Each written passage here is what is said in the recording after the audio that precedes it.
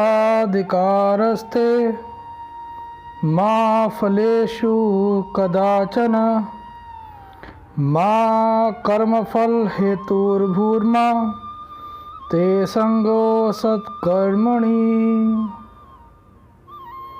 प्यारे भक्तों, हे गीता अनुरागियों, आज हम श्रीमद् भागवत गीता के मूल श्लोकों में से एक अध्याय 2 के श्लोक नंबर 46 कर्मण्येवाधिकारस्ते मा फलेषु कदाचन, इसका व्याख्यान करेंगे।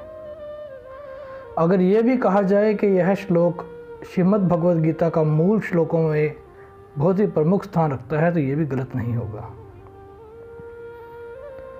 श्रीमद् भगवद गीता का जो मूल अर्थ है कि कर्म करो, फल की इच्छा ना करो, ये ज्ञान, ये शिक्षा इसी श्लोक से निकली है।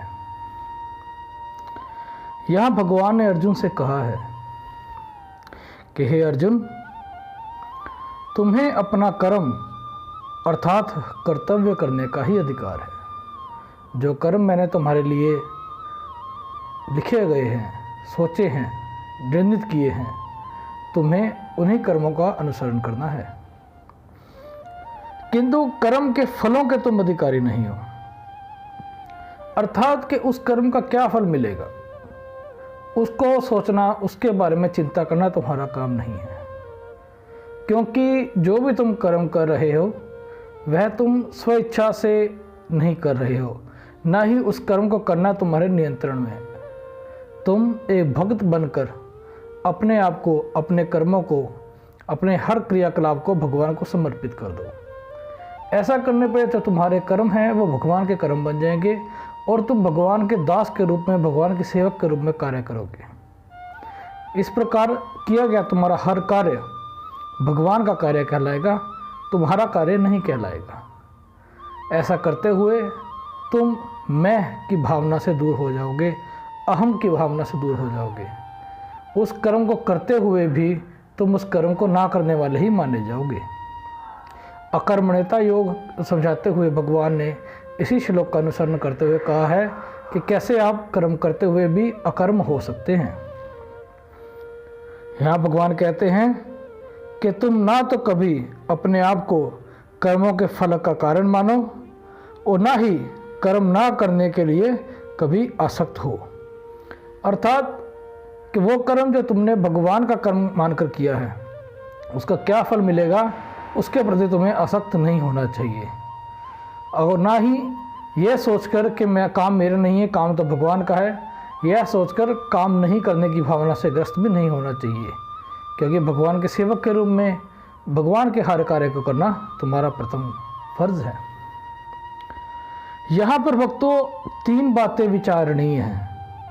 अगर आप ध्यान दें तो आप पाएंगे कि कर्म अर्थात स्वधर्म, विकर्म और अकर्म, ये 3 बातें बड़ी ही मूल हैं। कर्म अर्थात स्वधर्म वे कार्य है जिनका आदेश प्रकृति के गुणों के रूप में प्राप्त किया जाता है।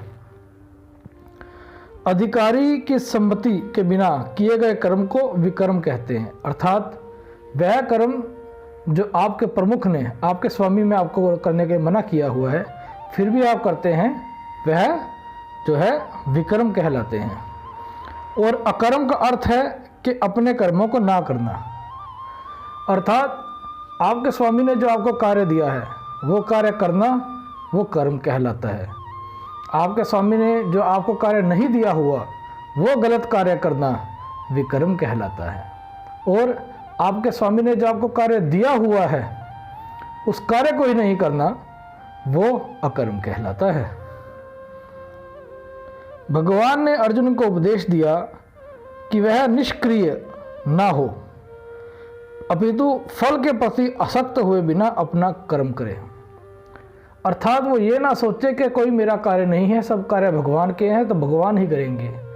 भगवान आपके द्वारा काम कराते हैं। भक्तों, श्रीमद् भागवत गीता के संदेश में श्री कृष्ण भगवान ने अर्जुन को यह भी कहा कि अगर मुझे युद्ध समाप्त करना होता तो मैं चुटकी बजाते कर देता, लेकिन यह युद्ध तुम्हें लड़ना है अर्जुन, मैं सिर्फ तुम्हें रास्ता दिखाऊंगा।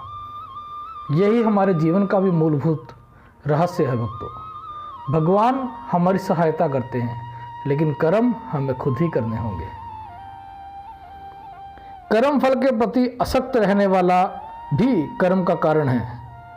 इस तरह वह ऐसे कर्म फलों को भोगता होता है। अर्थात अगर तुम फल की आसक्ति रखोगे तो उस कर्म को तुम अपने तरीके से करोगे, अपने प्रभाव से करोगे, तो वह आपके प्रति सुख का कारण भी होगा और दुख का कारण भी होगा। क्योंकि अगर आप ये सोच के कोई कार्य करोगे कि वो कार्य आप कर रहे हो, तो उसको जीतने की खुशी भी मिलेगी, लेकिन ना जीत पाने का दुख भी मिलेगा। और इन्हीं भावों के माया के अंदर इंसान ताउम्र फंसा रहता है। लेकिन अपने कर्म को अगर आप भगवान का कर्म सोचकर करेंगे तो ना आपको उसके जीतने की खुशी मिलेगी, ना ही हारने का गम मिलेगा।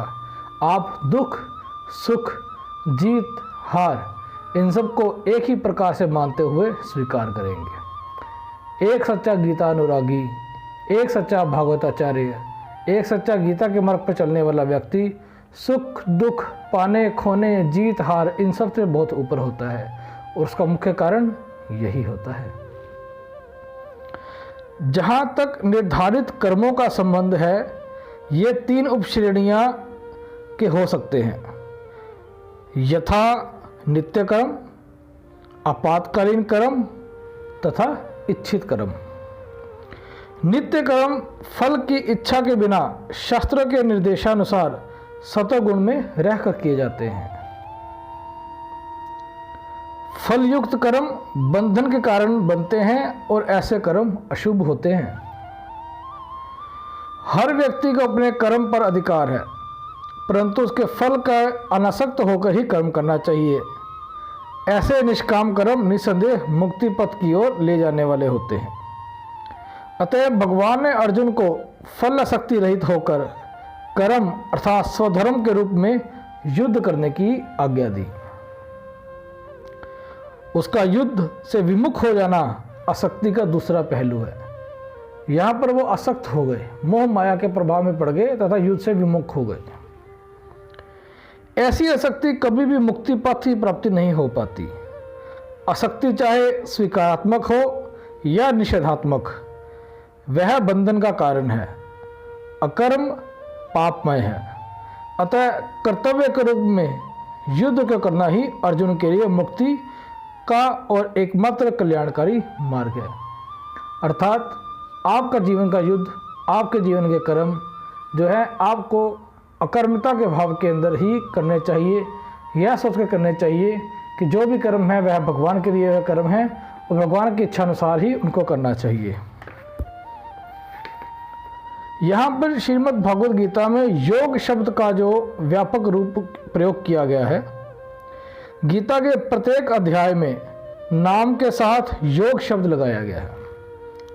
जैसे अर्जुन विषाद योग, सांख्य योग, कर्म योग, ज्ञान कर्म संन्यास योग इत्यादि। एक विद्वान के अनुसार गीता में इस शब्द का प्रयोग एक खास उद्देश्य के अनुसार किया गया है भक्तों। उनका कहना है कि जिस काल में गीता कही गई थी उस समय कर्म का अर्थात प्राय यज्ञ आदि जैसे अनुष्ठानों के संदर्भ में किया जाता था। इसलिए श्रीमद् भगवद गीता में कर्म के साथ योग शब्द जोड़कर इसे अनुष्ठानों से अलग किया गया। इस योग में कर्म को ईश्वर के प्रति का साधन बताया गया है। श्रीमद् भागवत गीता में कर्म योग को सर्वश्रेष्ठ माना गया है। इसके अनुसार कर्म करो और आसक्ति रहित होकर कर्म करो और निष्काम भाव से कर्म करो। कर्म योगी इसलिए कर्म करता है क्योंकि कर्म करना उसे अच्छा लगता है। इसके परे उसका कोई हेतु नहीं होता। अर्थात आप जो कर्म कर रहे हैं वही कीजिए, उसका क्या फल मिलेगा यह अपने अधिकारी, अपने ईश्वर, अपने स्वामी के ऊपर निर्धारित कर दे। आपका काम सिर्फ ऑर्डर मानना है। श्रीमद् भगवद गीता में के दूसरे अध्याय के जो है 47वें श्लोक में लिखते हैं, योगस्थ कुरु कर्माणि संगत्यक्ता धनंजय सिद्धय सिद्ध्यो समो भूतमा समत्वम योग्य उच्यते।